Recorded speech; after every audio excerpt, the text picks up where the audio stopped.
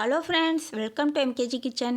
இன்றைக்கி நாம் பார்க்க போகிறது பொரி அரிசி உருண்டை எப்படி செய்யலான்றதை பார்க்கலாம். ரொம்ப ஈஸியாக வீட்டில் இருக்க 4 பொருட்கள் வச்சே செஞ்சிடலாம். ரொம்ப ஹெல்த்தியான ஸ்நாக்ஸும் கூட. இந்த மாதிரி செஞ்சு கொடுத்தா ஸ்கூல் விட்டு வரும் பசங்களுக்கு நல்ல ஒரு ஈவினிங் ஸ்நாக்ஸ் ரெசிபியாக கூட இருக்கும். வாங்க எப்படி செய்யலான்றதை பார்க்கலாம். அதுக்கு ஒரு கடாயை வச்சுக்கோங்க. அதில் நான் இந்த கப்பில் 1 கப் அரிசி எடுத்திருக்கேன். இதை நல்லா வறுத்து எடுத்துக்கலாம். அரிசி நல்லா செவக்க வறுக்கணும். நல்லா அரிசி வறுக்கும் போதே நமக்கு நல்ல மணமாக இருக்கும். அந்தளவுக்கு வாசனமாக வரும். பாருங்கள், எல்லா அரிசியும் நல்லா செவக்க வறுத்துருச்சு. லோ ஃப்ளேம்லேயே வச்சு வறுத்து எடுங்க. கருகிடக்கூடாது. அப்போ தான் நமக்கு நல்லா டேஸ்ட்டு இருக்கும். இப்போது வறுத்த அரிசியை ஒரு பிளேட்டில் கொட்டி நல்லா இந்த மாதிரி ஆற வச்சுடுங்க.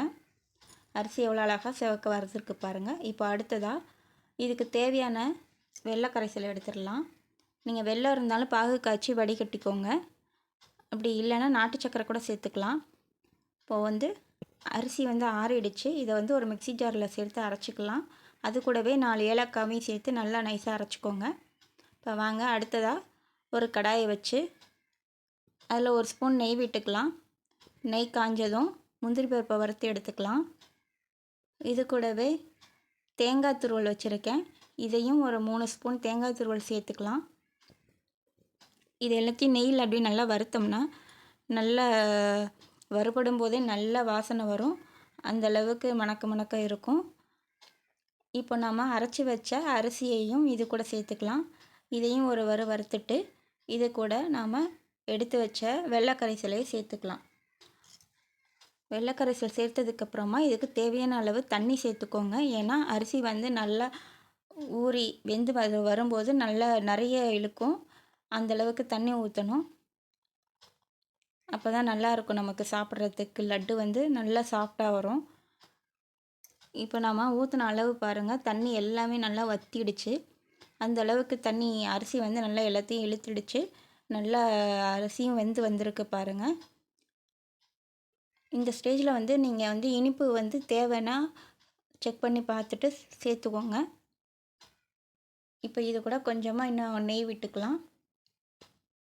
இந்த சூட்லேயே நெய் நல்லா கரைஞ்சிருச்சு பாருங்கள். இப்போது இந்த ஸ்டேஜ் வந்தோடனே ஸ்டவ் ஆஃப் பண்ணிவிடுங்க. இப்போ லைட்டாக ஆறட்டும். நல்லா கை சூடு பொறுக்கிற அளவுக்கு எடுத்துக்கோங்க. பாருங்கள், இப்போது சின்ன சின்ன உருண்டைகளாக எடுத்து இந்த மாதிரி உருண்டை பிடிச்சி எடுத்து வச்சுக்கோங்க. உருட்டும் போதே பாருங்கள், கைகளில் ஒட்டவே இல்லை. நான் எண்ணெய் எதுவுமே சேர்க்கல. பாருங்கள், அதனால எவ்வளோ சாஃப்டாக லட்டு வந்திருக்குன்னு பாருங்கள். நல்லா ஆறுனதுக்கப்புறம் பாருங்கள், இன்னமுமே நல்லா இருக்கும். சாப்பிடும்போது அவ்வளோ டேஸ்ட்டாக இருக்கும். நல்ல ஒரு ஹெல்த்தியான ரெசிபி. இந்த மாதிரி செஞ்சு கொடுங்க. செலவே இல்லாமல் சிக்கனமாக நல்லா ஹெல்த்தி ரெசிபி. நீங்களும் ட்ரை பண்ணி பாருங்கள். தேங்க்ஸ் ஃபார் வாட்சிங்.